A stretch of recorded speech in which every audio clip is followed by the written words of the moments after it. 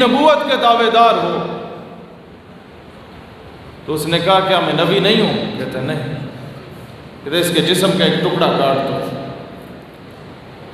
اب بولو کیا میں نبی ہوں یا نہیں؟ اس نے کہا میں نے نہیں سنا،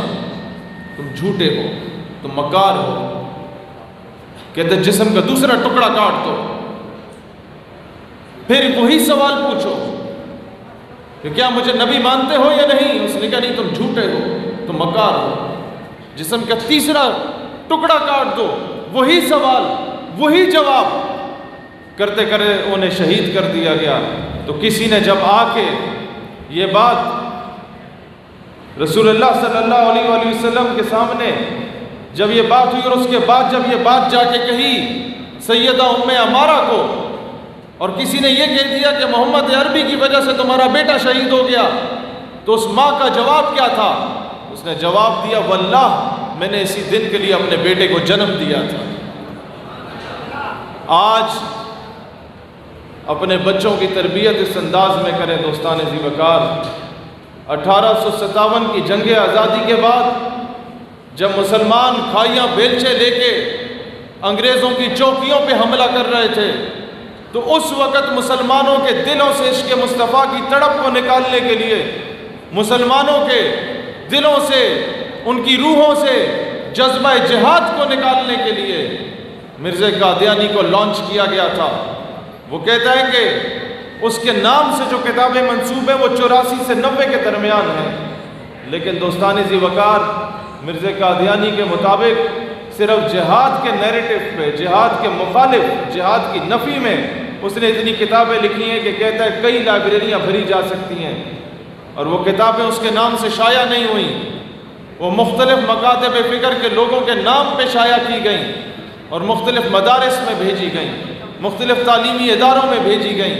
آج جب ہم بات کرتے ہیں کہ ڈاکٹر عافیہ صدیقی قوم کی بیٹیوں سے واپس کیوں نہیں لاتے، تو ہم سے پوچھا جاتا ہے کیا تم تہجد پڑھتے ہو یا نہیں پڑھتے؟ جہاد میں نفس کرو، پہلے خود کو بہتر کرو، پھر قوم کی بیٹی کی بات کرو۔ یہ نیریٹو مرزا قادیانی نے بہت پہلے سے کر دیا تھا کہ جو ملکہ برطانیہ کے خلاف لڑے گا، جو انگریزوں کے خلاف لڑے گا، وہ غلط کرے گا، وہ ریاست سے بغاوت کرے گا۔ اور اس کے بعد اسی انداز میں ہر دور میں ایسے لوگوں کو خریدا گیا جنہوں نے انگریزوں کی چاپلوسی میں کوئی کسی قسم کی کسر نہیں چھوڑی۔ اس کے بعد جب یہ دیکھا گیا کہ کشمیر کو آزاد کروایا تو پٹھانوں نے کروایا، ٹرائبل ایریاز کے فاٹا کے لوگوں نے کروایا، روس جیسی سپر پاور جب آتی ہے تو اس کو شکست دی تو ان پٹھانوں نے دی، دنیا کی بڑی سے بڑی سپر پاورز کو شکست دی تو پٹھانوں نے دی۔ پھر ایک سازش کی گئی کہ ان کو ریاست سے لڑوا دو، صوبوں میں اختلاف پیدا کر دو، آپس میں اتنا کمزور کر دو۔ وہاں کا پروپیگنڈا کہاں سے شروع ہوا کہ جب 2001-2 میں موبائل سسٹم آیا تو سب سے زیادہ لطیفے جو فارورڈ کیے جاتے تھے وہ پٹھانوں پہ بنا کرتے تھے، وہ ان کو بھی بھیجے جاتے تھے، لیکن وہ اس وقت بولتے نہیں تھے، لیکن ایک لاوا پک رہا تھا۔ یہ ڈیوائیڈ اینڈ رول کی پالیسی پہ ہماری قوم کو تقسیم کرنے کی بات کی گئی۔ پھر یہ نیریٹو لایا گیا کہ پٹھان شاید الگ قوم ہے، پنجابی الگ قوم ہے، بلوچ الگ قوم ہے۔ یہ بات یاد رکھنا کہ قلندر لاہوری حضرت اقبال رحمت اللہ علیہ نے کہا کہ انتاز خداؤں میں بڑا سب سے وطن ہے، جو پیرہن ہے اس کا وہ مذہب کا کفن ہے۔ تمہیں ڈیوائیڈ اینڈ رول کی پالیسی پہ تقسیم کیا جا رہا ہے۔ وہ کہتے ہیں بازو تیرا توحید کی قوت سے قوی ہے، اسلام تیرا دیس ہے تو مصطفی ہے۔ پھر کہتے ہیں کہ بتانے رنگ و بو کو توڑ کر ملت میں گم ہو جا، نہ تورانی رہے باقی، نہ ایرانی نہ افغانی، باقی کیا رہے؟ مسلمان۔ لرو بر یوا مسلمان، کہ دونوں طرف مسلمان ہیں۔ اخوت اس کو کہتے ہیں چبے کانٹا جو کابل میں، تو ہندوستان کا ہر پیر و جمع بیتاب ہو جائے، کشمیر میں ظلم ہو اور مجھے تکلیف نہ ہو تو میرے ایمان کی کمزوری ہے، برما میں ظلم ہو اور مجھے تکلیف نہ ہو تو میرے ایمان کی کمزوری ہے، فلسطین میں ظلم ہو اور مجھے تکلیف نہ ہو تو میرے ایمان کی کمزوری ہے، لبنان میں ظلم ہو اور مجھے تکلیف نہ ہو تو میرے ایمان کی کمزوری ہے، سیریا میں ظلم ہو مجھے تکلیف نہ ہو تو میرے ایمان کی کمزوری ہے۔ دوستان ذی وقار، آج اسی بنیاد پہ مسلمان کو تقسیم کیا گیا، آج اسی بنیاد پہ ہمارے اندر لسانیت کی جڑوں کو مضبوط کیا جا رہا ہے، اور آج ہم نے اس نیریٹو کو شکست دینی ہے بحیثیت مسلمان،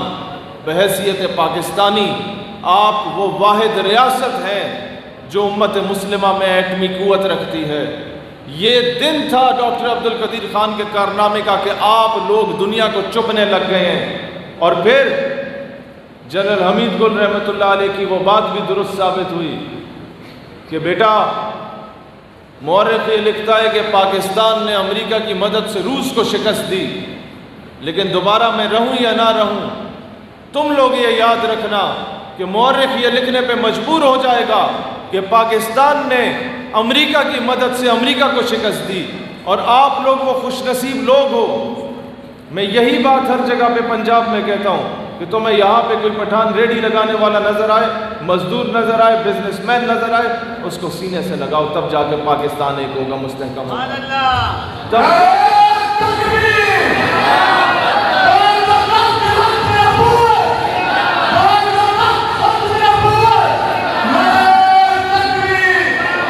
ایک اور چیز آپ کے سامنے رکھنا چاہتا ہوں، ابھی ایک اور بھائی ہمارے پی ٹی آئی سے آئے، انہوں نے یہ بات کی۔ مجھے خوشی ہوتی ہے کہ ہر پولیٹیکل پارٹی میں ایمان رکھنے والے لوگ موجود ہوتے ہیں، لیکن میں ان سے درخواست کروں گا، میرا پیغام ان تک پہنچائیے گا کہ پچھلے 3 سالوں سے جو بار بار اسلامیات کی کتابوں میں، مختلف کلاسز کی کتابوں میں ختم نبوت کے سوالوں میں ترمیم ہو رہی ہے،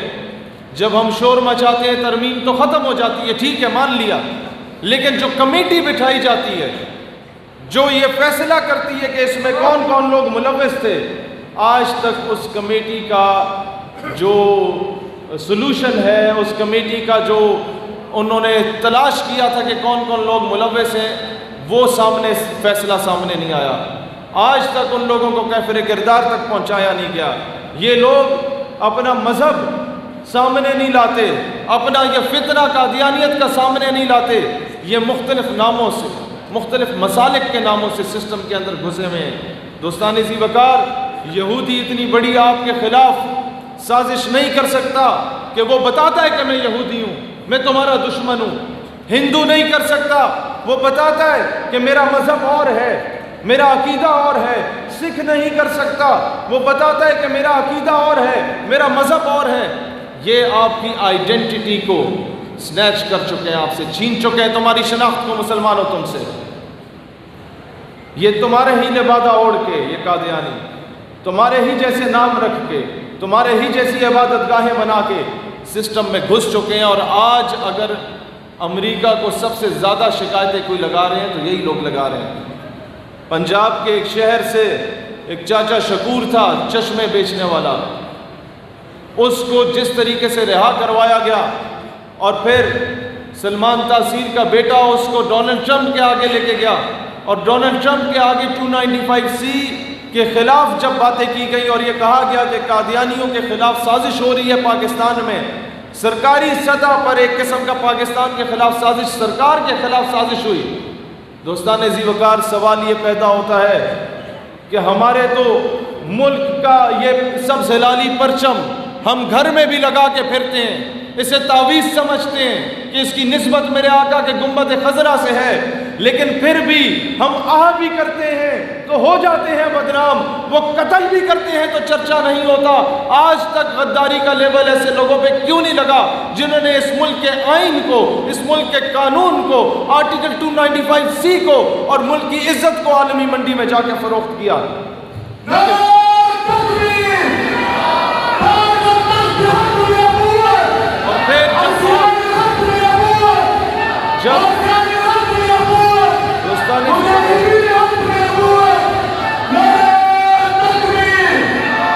دوستان ذی وقار، جب آپ یہ بات کرتے ہیں، اس کے دفاع کی بات کرتے ہیں، آپ پوچھیں علماء سے کتنوں نے شہادتیں دے دی، کتنوں کو دھمکیاں آئیں، لیکن میں ان کی طرف سے جواب دینا چاہوں گا کہ تم نے ہر دور میں ہر نسل سے غداری کی، تم نے بازاروں میں عقلوں کی خریداری کی، اینٹ سے اینٹ بجا دی گئی خودداری کی، خوف کو رکھ دیا خدمت میں کماداری کی، اور آج تم مجھ سے میری جن سے گرا مانگتے ہو، حلف ذہن و وفاداری یہ جا مانگتے ہو۔ ارے جاؤ جاؤ یہ چیز کسی مدح سرا سے مانگو، طائف والوں سے ڈھولک کی صدا سے مانگو، مجھ سے پوچھو گے تو خنجر سے عدو بولے گا، گردن کاٹ بھی دو گے تو لہو بولے گا۔ دوستان ذی وقار، آج ہمیں یہ چیز دشمن کو باور کرانے کی ضرورت ہے کہ ہمارا تعلق کسی بھی مکتبہ فکر سے ہو، ہمارا تعلق کسی بھی پولیٹیکل پارٹی سے ہو، ہمارا تعلق کسی بھی ریلیجس آرگنائزیشن سے ہو، اسلام اور پاکستان ہماری فرسٹ پریورٹی پہ رہے گا۔ نہ ہم اسلام کے خلاف کسی کو سازش کرنے دیں گے، نہ ختم نبوت کے خلاف کسی کو سازش کرنے دیں گے، اور نہ ہی پاکستان کے خلاف کسی کو سازش کرنے دیں گے۔ میں آج ایک بات آپ کو بتانا چاہتا ہوں، جب قرارداد شاہ احمد نورانی اور مفتی محمود اور دیگر اکابر نے اس وقت پیش کی تھی، اس وقت تعداد میں اسمبلی میں اتنے نہیں تھے، تو قرارداد تو متفقہ طور پہ منظور ہوتی ہے۔ پیپلز پارٹی تو روشن خیال جماعت ہے، کیسے منظور ہو گئی؟ دوستان ذی وقار، اسمبلی میں 30 سے 40 بندے ہوتے ہیں تقریر کرنے والے، باقی کے 325 شجاع الملک صاحب بہتر جانتے ہیں، اسمبلی میں رہے ہیں اس کے ماحول کو، باقی کے 325 ڈیسک بجانے والے ہوتے ہیں صرف، کہ جس کا تقریر پسند آ جائے اس کے پیچھے بس۔ آپ ایک مرتبہ 5-6 اراکین اسمبلی کا گروپ لے کے چلے جاؤ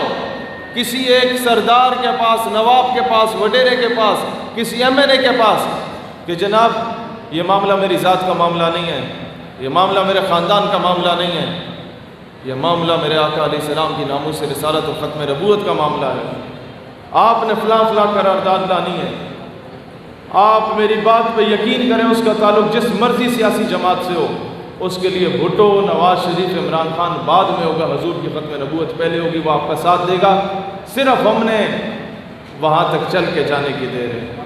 دوستان ذی وقار، لوگ موجود ہیں درد رکھنے والے، لوگ موجود ہیں تڑپ رکھنے والے۔ اس وقت چودھری ظہور الہی نے بھی کردار ادا کیا تھا، ایون بھٹو نے کہا تھا مجھے لاکھ اختلاف ہے بھٹو سے بنگلہ دیش کے معاملے پہ کہ تم نے پاکستان کو توڑا، لیکن بزرگ کہتے ہیں کہ اس کی بخشش کے لیے یہی کافی ہے کہ اس نے قادیانیوں کو کافر قرار دیا تھا۔ لہٰذا آج ہم لوگوں نے یہاں سے ایک عہد کر کے اٹھنا ہے کہ سیاسی وابستگیوں کو سیاست کی حد تک رکھنا ہے، اسلام اور پاکستان کی بنیاد پہ ہم نے ایک دوسرے کے دست و بازو بننا ہے۔ بنیں گے؟ 10 انعام بنا انشاءاللہ۔ ہاں، اور یہ بات میں کہنا چاہوں گا،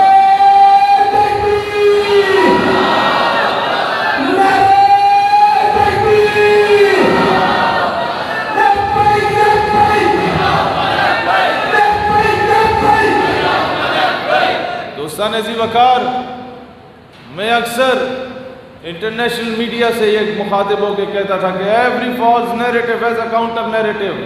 ہر پروپیگنڈا کا کاؤنٹر ہوتا ہے، تم جتنی سازشیں کرو اس کا جواب آتا ہے۔ جب فرعون آیا تھا تو حضرت موسیٰ بھی آئے تھے، جب فرعون آیا تھا تو حضرت موسیٰ بھی آئے تھے، جب مسیلمہ کذاب آیا تھا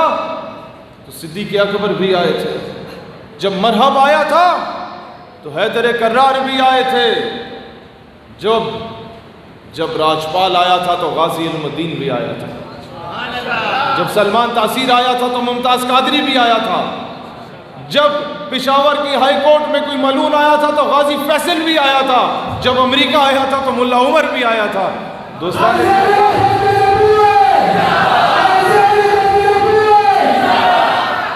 آج لوگ ڈرتے ہیں ایسے مجاہدوں کا نام لیتے ہوئے۔ دوستان ذی وقار، جب اپنے قائدین کی قدر نہیں کرو گے، جب اپنے ان مجاہدوں کی قدر نہیں کرو گے جن کی چپلیں پھٹی ہوئی تھیں، کپڑوں پہ پیبند لگے ہوئے تھے، دستاریں گرد آلود تھیں، لیکن 20 سال لڑتے رہے۔ میں جب کراچی میں تھا تو اس وقت مجھے بتایا میرے پشتون بھائیوں نے جو وہاں رہتے تھے کہ یہ وہ سڑک ہے جہاں سے ملا عبدالغنی برادر کو اٹھا کے داڑھی سے نوچ کے لے کے گئے۔ میں نے کہا نہ بتاؤ، مجھے بتاؤ اب کیا ہے؟ کہتا اب یہ ہے کہ امریکہ قطر میں ان کے قدموں میں پڑا ہوا ہے اور کہہ رہا ہے کہ مولانا صاحب مذاکرات کر لو، ہم سے مزید جنگ نہیں ہو سکتی۔ میں نے کہا اب سمجھ آئیے، اقبال ٹھیک کہتا تھا، اللہ کو پامر دیے مومن پہ بھروسہ، ابلیس کو یورپ کی مشینوں کا سہارا، کافر ہے تو شمشیر پہ کرتا ہے بھروسہ، مومن ہے تو بے تیغ بھی لڑتا ہے سپاہی۔ اور دوستان ذی وقار، آج وہ منظر دیکھ کے اپنے پڑوسی ملک میں مجھے یہ سمجھ آ گئی ہے کہ نکل کے صحرا سے جس نے روما کی سلطنت کو الٹ دیا تھا، سنا ہے یہ قدسیوں سے میں نے، وہ شیر پھر ہوشیار ہوگا انشاءاللہ تعالی۔ انہیں جانا انہیں مانا، نہ رکھا غیر سے کام، للہ الحمد میں دنیا سے مسلمان گیا۔ دل ہے وہ دل جو تیری یاد سے مخمور رہا، سر ہے وہ سر وہ جو تیرے قدموں پہ قربان گیا۔ دوستان ذی وقار، آج اللہ تعالیٰ سے دعا ہے کہ اللہ اس امت کو اتفاق عطا فرمائے،